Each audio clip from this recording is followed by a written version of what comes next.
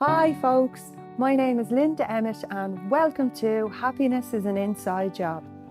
We are the creators of our own reality, we create our own lives. Our mind is our biggest limit and it's our own beliefs, behaviours and habits constantly caught in those cycles that keep us trapped where we are and stand in the way of our own happiness. So throughout this podcast, we're going to take a deep dive into some of those beliefs, habits and patterns, where they show up in your lives and what you can do to change them.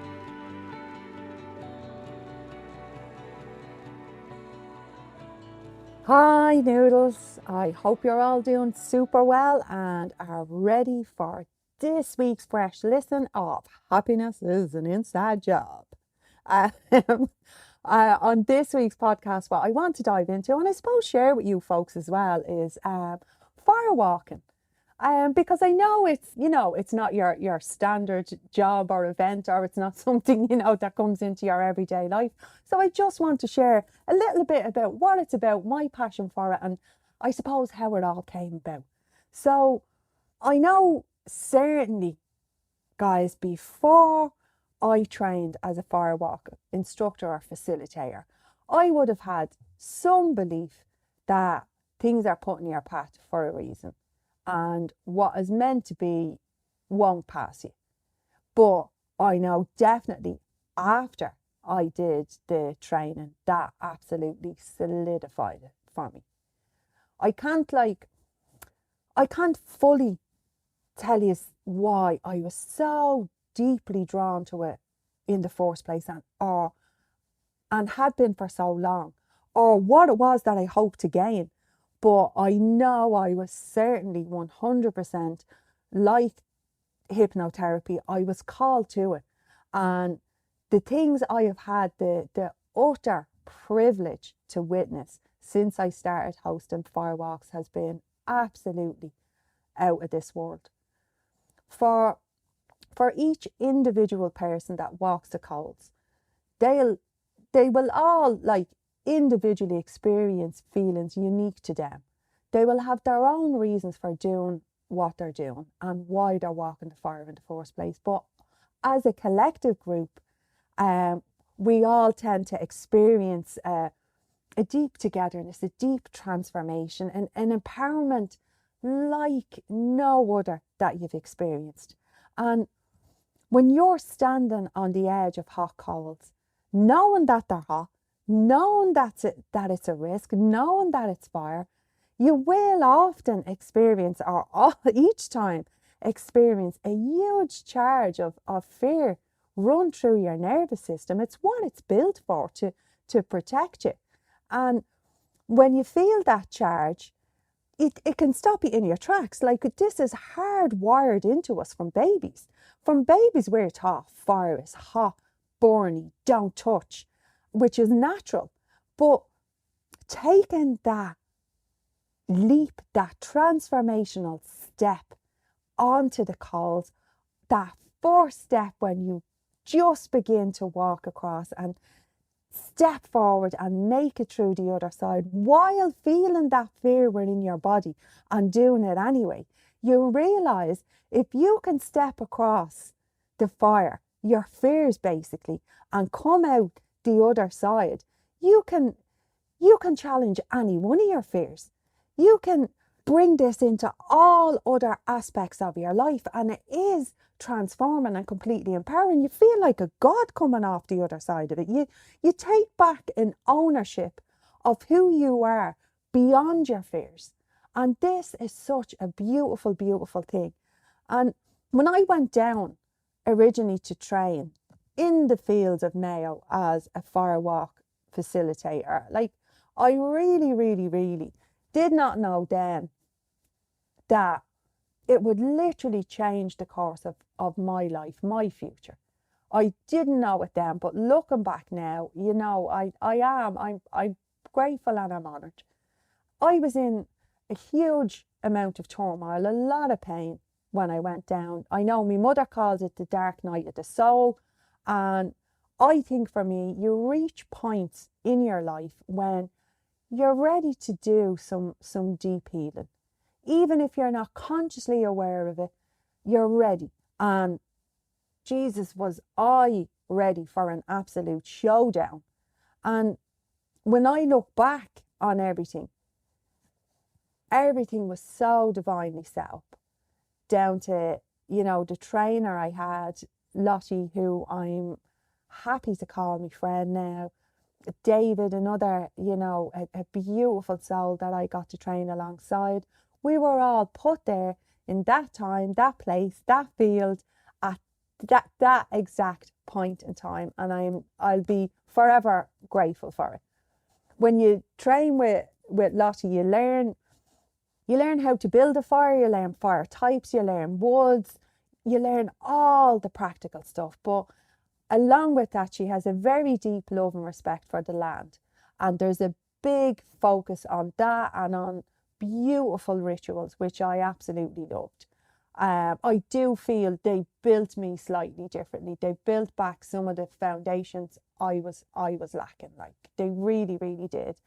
You learn to build the fire itself with such tenderness and care, and which is different from our view of fire. And when you ignite it, then it's absolutely magical.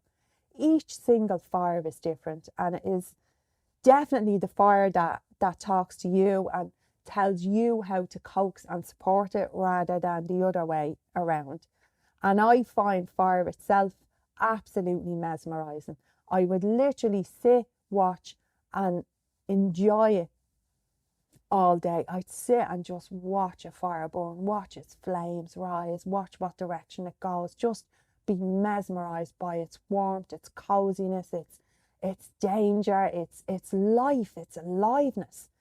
And it's deeply ingrained in our heritage. It's so beautifully primal, like down to cooking, storytelling, rituals, transformations, rite of passage, giving light.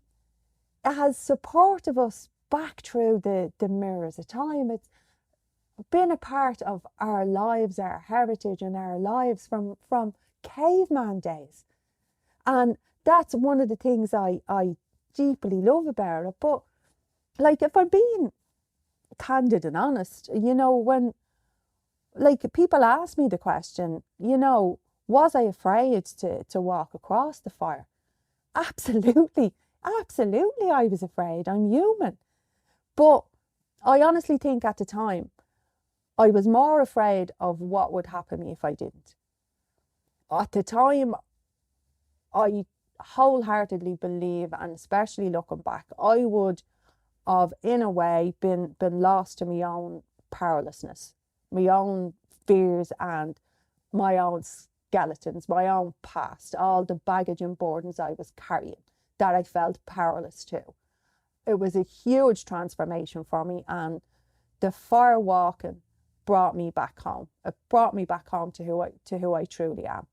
For me, at the time I was doing it, it was tied into obviously intense training and many fire builds, walks, and it unearthed so much for me that I needed to cleanse and clear. And like, spoiler for a slightly embarrassing story, I remember on day 2 we went over to do a fire build, and we decorate the fires with beautiful flowers and different pieces from ourselves, things that might be personal to us, things we want to let go of. We maybe write and put on the fire, or we do beautiful rituals with the fire. It's a whole ceremony. And on day 2, our trainer decided, we'll go off and we'll forage for some flowers and things like that we want to put on the fire. And I remember I was getting the fire ready, and I turned around and the people I was working with were gone. They'd obviously gone off foraging. I couldn't see them. They went off. Well, I ended up in the middle of the field having an epic meltdown. I burst into floods of tears. I was completely triggered by fear, absolute abandonment. I felt they'd completely left me. Now, my glamping hut, beautiful as it was like 100 feet up the road. I was by now, but this is what I felt. I felt completely abandoned. And I went back to me glamping hut, bawled me eyeballs out, and then sat. Now, when I say, when you get those deep waves of emotion that are there a long, long time, that deep, deep release, that almost frightened you, where you're going, will this ever stop, or am I, going to die of dehydration from crying? That fear you get. And lay there, cried my eyeballs out, and then I got a text about 40 minutes later saying, "Where are you?" And I had to put my sunglasses on, try and fix myself, and I walked back. And Lottie, who I say is my friend now, she was waiting for me on the sidelines. And like that, I'm even getting a bit emotional thinking of it now. And she just walked up and she says to me, "Are you all right?" When someone knows and you don't really know how they knew. And she said, "Are you all right?" She said, "Did you feel as if we left you?" And I'd like that. I was standing in front of her and I was going, "Yeah." I said, "But I know it's not you. I know it's not." Like I was an adult in my 40s. And I know it's not you. And she said to me, "Linda, sometimes in doing this work, it does unearth things that have been in there." And we'd walked, for a couple of times and done our transformational work and stuff. And that unearthed a deep, deep, deep-seated abandonment that I've been struggling with. And when I look at my life in and around then, that's how I felt in my overall life. I just felt abandoned. I felt everyone abandoned you in the end, or you were on your own, or all of those things, like disconnected. And the fire just released the last of that, so as I could see it for what it was and work with it and deal with it. And as I say, I am so blessed to have had Lottie there and David, my friend, and she understood how she knew, but we had a longer talk than that through it. And I got to shift from that powerlessness, that abandonment, that fear, that something that was locked in from my childhood. And I got to move through that. I got to transform it, and like that, have those beautiful, empowering changes that that you've rebuilt some, or built for the first time even, a foundation there in you for you to live from now on, a deeper, stronger, solid foundation, and the power in who you are.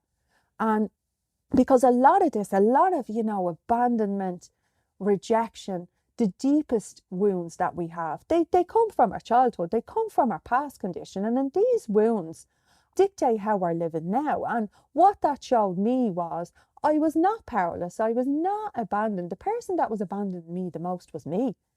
It was me that was neglecting and abandoning me. And now I know that life is a series of choices. We make big and small choices in every moment of every day. And those choices we choose are either going to hurt us or they're going to heal us. A lot of them come from our past conditioning and wounds. And if we're coming from there, they're choices that keep us within our limits, or keep igniting those same beliefs over and over and over. That powerlessness, those fears constantly, that's where we're living from. But when we release those and transform through them, we then get to live in the present, in empowerment, in love and acceptance of all that we are. It stops us from abandoning ourselves, or the parts of ourselves we don't like, or showing up as who we believe we should be, rather than all the glory of who we truly are. And that's what firewalking, that's what a part of my calling to it was. That's what I needed to do. That's what it did for me. And now I have the absolute honour of offering firewalks for charities and groups to raise funds, which is such a beautiful, amazing thing. Like I've hosted firewalks that from people who have survived strokes or heart conditions, and they're there in their walking stick or limp, and walking across the fire, taking back ownership of their body, their life, and who they are in that present moment, who they are right then. And they're doing that whilst raising funds to help people who may come after them, to help others survive a stroke or a heart attack or those things. Or I've done them for, sexual trauma, people who have been abused, and they're either those people themselves are releasing themselves from that pain and those wounds, or they're doing it for others. They're raising funds so as other people can do it. It's such an amazing thing to get to be a part of, and to see the individuals walk the fire, break those fear barriers and absolutely transform. And I get to hold my own fires, my own empowerment and transformational events, to support people experiencing the same, be that in women's circles, in retreats. I get to do that. I get to, I suppose, pay it forward and allow others to hopefully feel and shift and transform in some of the ways I've had the privilege of doing. And it's an absolute blessing, For all you beautiful listeners out there, I would urge you to try it, or come see one. Come see it and just feel the vibration, feel the transformation. Release yourself from your own mind's limits. Step out of your comfort zone, because that's all it is. And this comfort never hurt or harmed anybody. But it's staying in the comfort that does hurt or harm us. So I really would urge us to try it, to step into it. But if it's a thing that's an absolute red line for you, an absolute no, there is something within you, or many things within you, that you've wanted to do to push your own limits, you've wanted to do to drive yourself forward, and you know what it is. It's probably popped into your mind right now, or throughout the day that'll pop up into your mind, and it pushes your limits. It might be a skydive, it might be wearing a tongue, I don't know, whatever it is for you. But find it and do it. Because your own mind is keeping you in your comfort zone. It's keeping you in your fear space, and allowing yourself to step through that, to break those barriers, to smash that glass ceiling, will change your trust in you. It will change how empowered you feel and who you are, and the strength that you innately have within you. It will ignite that. So find what it is for you. As I say, if it's not a fire walk, find what it is and do it. Step into it. It start small, or go heavy, or go home. Whatever it is for you. But Jesus, allow yourself to do it. We only get one lifetime, and it's fleeting. It passes fast. And what I know from doing the charity walks, there's others who do not get the privilege that we have to be alive right now. There's others that are fighting for their lives. There's others that are completely repressed, or in war-torn zones, or wherever it is. You have the power now to do it for you now. You have the power to change you, which pays it forward. It changes others. And you've the power to live the life you want to live in aliveness, to be your full self and enjoy each and every moment. So go do it, folks.